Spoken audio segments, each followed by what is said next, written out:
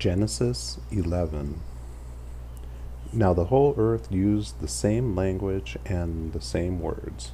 It came about as they journeyed east, that they found a plain in the land of Shinar, and settled there. They said to one another, Come, let us make bricks, and burn them thoroughly. And they used brick for stone, and they used tar for mortar. And they said, Come, let us build for ourselves a city, and a tower whose top will reach into the heavens.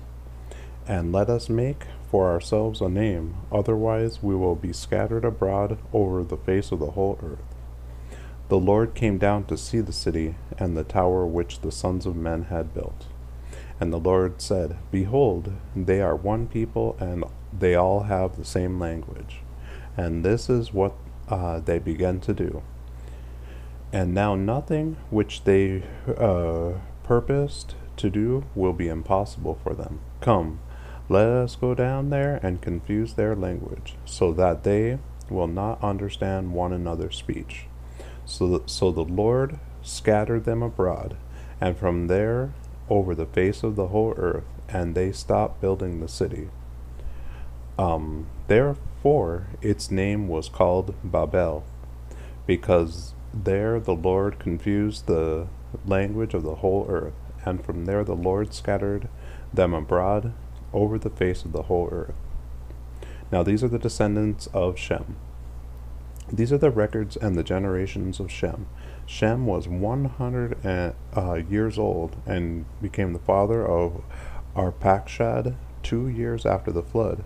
And Shem lived 500 years after he became the father of Arpachshad, and he had other sons and daughters. Arpachshad lived 35 years and became the father of Shelah, and Arpachshad lived 430 years, and he became the father of Shelah, and he had other sons and daughters. Shelah lived 30 years and became the father of Eber, and Shelah lived 403 years after he became the father of Eber, and he had other sons and daughters.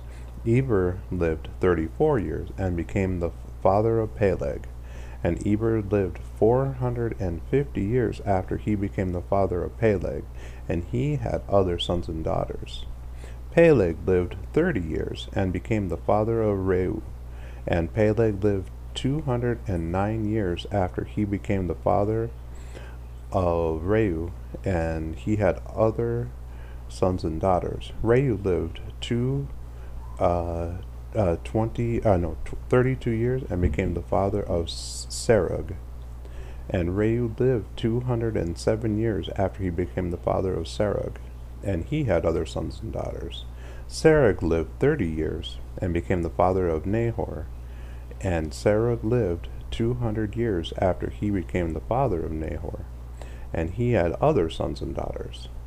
Nahor lived 29 years and became the father of Terah, and Nahor lived 119 years after he became the father of Terah, and he had other sons and daughters. Terah lived 70 years and became the father of Abram, Nahor, and Haran. Now these are the records of the generations of Terah. Terah became the father of Abram, Nahor, and Haran became the father of Lot. Haran died in the presence of his father Terah in the land of his birth, in Ur of the Chaldeans. Abram and Nahor took wives for themselves. The name of Abram's wife was Sarai, and the name of Nahor's wife was Milcah, the daughter of Haran, and the father of Milcah and Iscah. Sarai was barren; she had no child. Terah took Abram his son, and Lot the son of Haran, his grandson, and Sarai his daughter-in-law, and his son Abram's wife,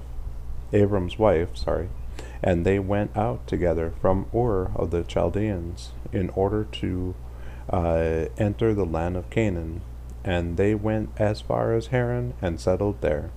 The days of Terah were 205 years, and Terah died in Haran.